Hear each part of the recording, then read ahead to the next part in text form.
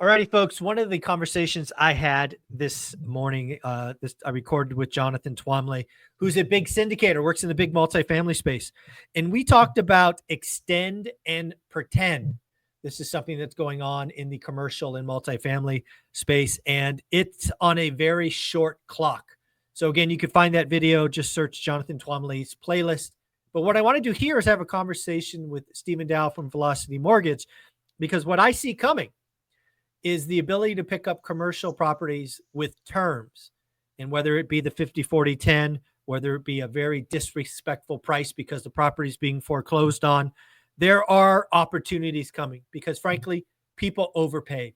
People were buying stuff at 4 caps and 4.5 caps that should have been 8 or 9 caps. And that pain is coming.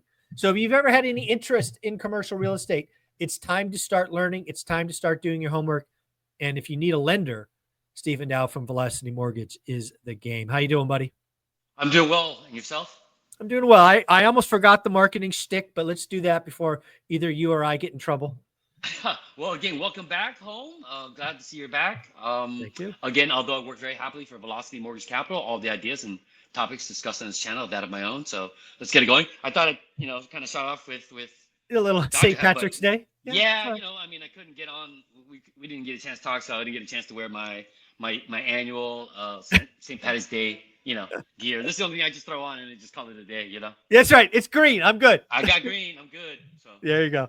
Well, let's talk about one of the things I think is coming, opportunity wise. And again, talking with Jonathan, it's like this may not come till 26, but there's going to be a lot of opportunity for mom and pop investors playing in the 5 to call it 20 unit game, right? A lot of the people that watch this channel think single family homes, duplex, quads, which are great. Great way to start. It's where I think you should start. But I think people doing the work, the opportunity is going to come for that smaller multis because banks will not extend and pretend forever. And they're going to force some sales. They're going to force some foreclosures. And those are opportunities that are probably coming. I would agree. I'm already starting to see a small tick in smaller unit or lower unit multifamily. One specifically, a longtime ORAT listener and follower.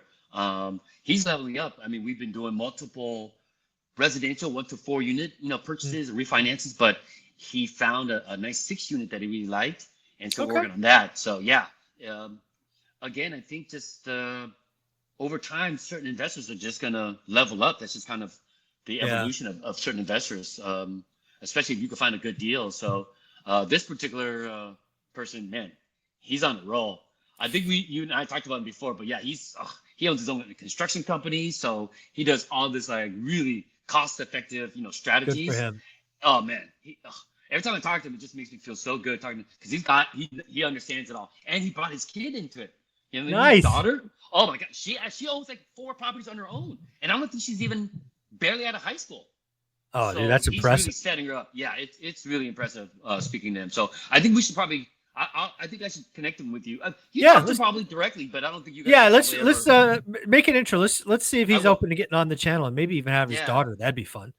No, I think he'd be a very inspirational story, especially talking to him and when he starts telling you all the things, you're like, oh my God, that's really smart. You know what I mean? So anyway. Yeah, I think the really important thing is to understand is a lot of people have hoped the pain was coming to residential, right? I affectionately call them the crash bros. There are still crash bros calling for a 50% crash in home prices, which, when are you going to give that up? Is it after 12 years? Is it after 13 years? Just come on. That said, I would agree with you. Yeah. Sorry, I was going to say I would agree with you to some degree. I just think some of the normal determining factors of what would cause something like that to come to fruition. A lot of the FHA loans that were suppressed as far as their default with the forbearance programs and things of that nature. I think of all of those properties actually did foreclose and those hit the market last year. Yeah. That might have caused, some. It would have caused some pain. So let's talk about it. We didn't plan to go here, but I've seen some numbers that there's, I don't know, is it 1 million FHA loans or some big number that Very have big been numbers based. that they've been. Yep. They've just been kicking down the can, doing Correct. resets with the servicers. Yep. Because again, if all of those hit the market last year during the election, and all that economic news hit the market, it would really be a bad look on the current administration last year. So, yeah, they basically just extend a lot of those forbearance programs. But yeah, a lot of those FHA loans should have went default last year, Yeah, and there's all some. those homes should hit the market. Yeah, I follow a couple people, Melody Wright being one of them, but there are many others that have been talking about this for a long time. So let's give Melody Wright her props here. Good for her. Right. Right. She's the first person I know that highlighted this, but others are now. And yeah, there are people who have had FHA loans for 30 months and made no payment. Yeah, I know. That's what I'm saying. That's insane. That should be a foreclosure. Just yes. What is going on, people? Well, I think that's why the market's so kind of weird right now, because it's certain factors have been suppressed, and if they actually hit the market, we would kind of probably be in a different situation. So that inventory has to exactly. It's unacceptable that inventory has been withheld. If you don't pay your loan, foreclosures are supposed to happen. It's the name of the game. Right. Natural kind of evolution of if you can't pay, give it up, and then it's got to cycle through the system. Yep. And so, man, we'll see with that coming up, and some of the job figures that are coming out are a little kind of on the weak side, and little softer. People that got laid off last year are just coming out of their some of their severance and everything else. So we'll see, man. I think because I don't know what some of the Doge cutting of certain funds to certain programs. I don't know if that's going to hit any of the forbearance programs, because again, that's just taxpayer money paying for somebody else's mortgage in a sense. I mean, let me be clear. I want those things to be foreclosed on. I hate when the market is inadvertently or advertently disrupted.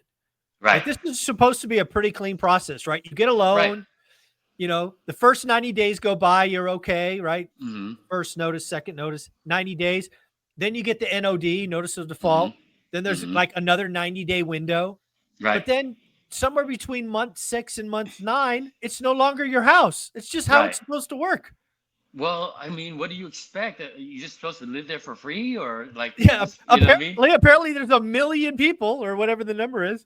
Right. I don't think it's that high, but it's high enough to because it's like, it's just one, I don't even know if they could really afford to buy that house in the first place. You know what I mean? With FHA, it's typically 3%, 3.5% down, and then you're super tight on everything. Now you can't even, you can't make the payment. So what do you expect? Well, this is exactly what happened last time, except last time it was a lot more. I mean, $1 million sounds, I don't know what the number is. Maybe it's 500 grand, whatever the number is.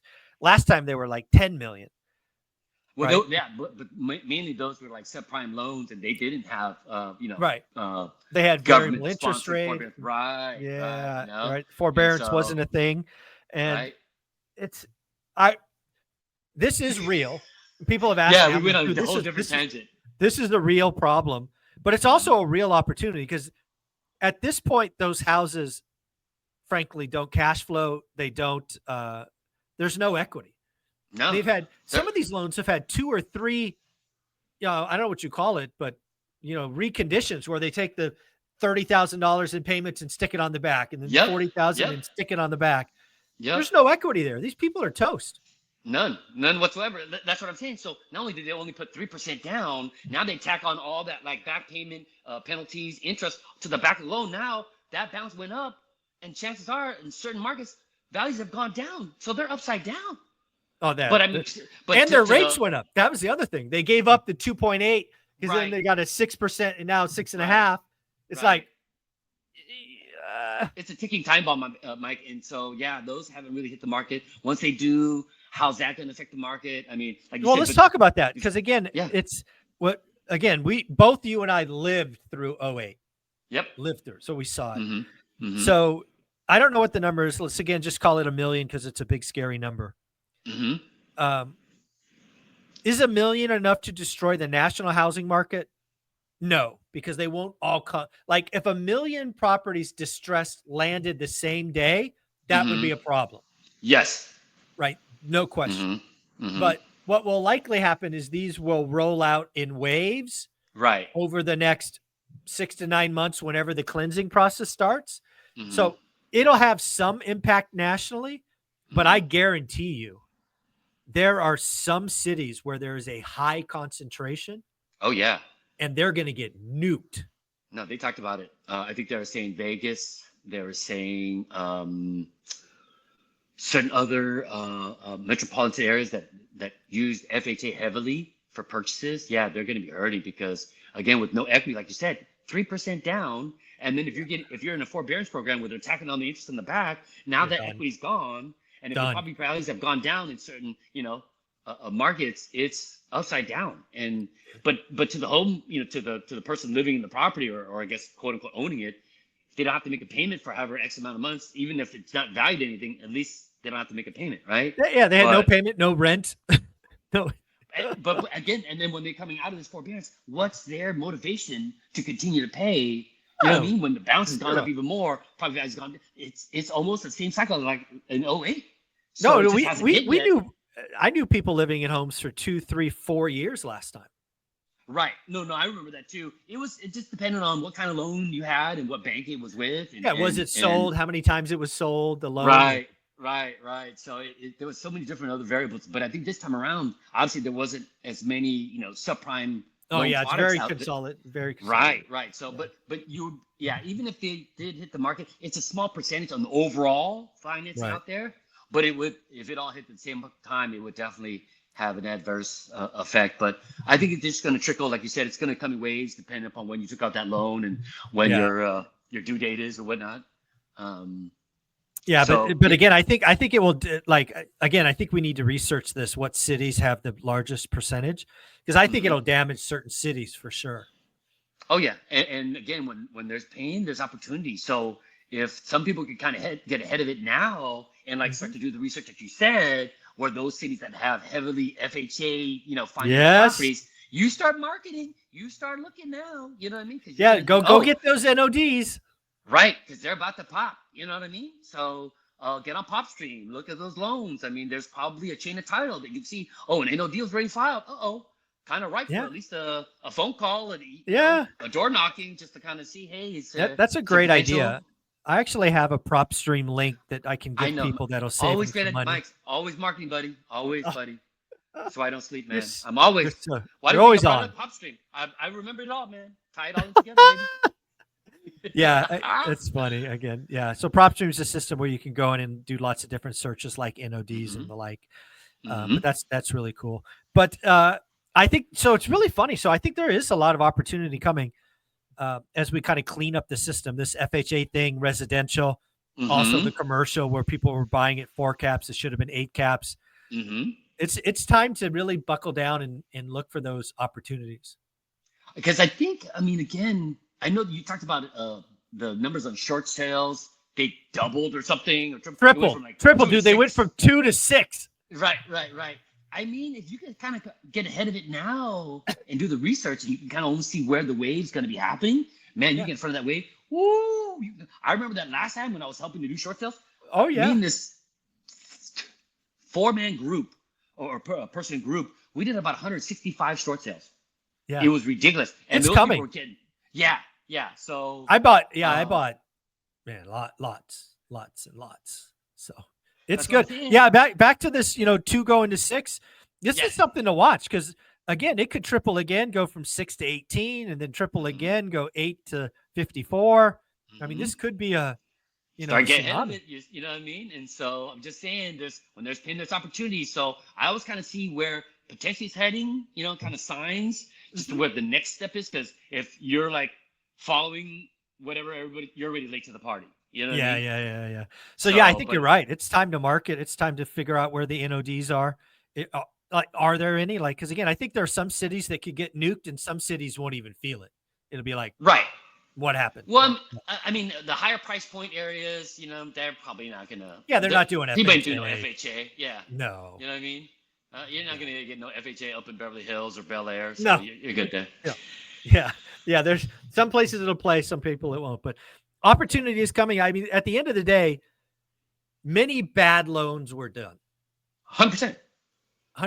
And at some point, these bad loans will need to be cleaned. and that is either a short sale or a foreclosure. It's just how the process works, and frankly, how it should work.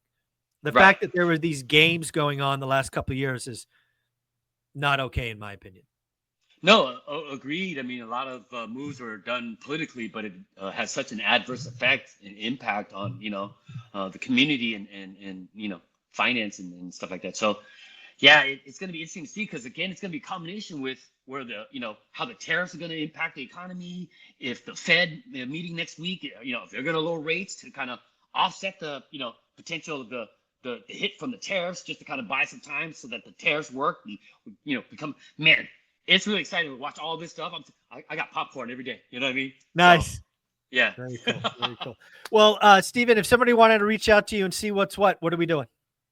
Again, just email me, sdao@velocitymortgage.com. In the subject line, please put the acronym ORAAT to make it past the firewall. The body of the email, simply put, just, what you're particularly looking for as far as financing, either, 1 to 4 unit residential or the smaller multifamilies, 5 to 8 unit or something like that. We could kind of have some, neat conversations. Again, of course, we're always talking about 50, 40, 10 ad nauseum. So didn't want to go over that again, but I'm sure if you would like to discuss that. Other than that, yeah, just shoot me an email. Have a nice conversation. We can take it from there. There you go, buddy. I appreciate you. Have a good week. You too. Take care.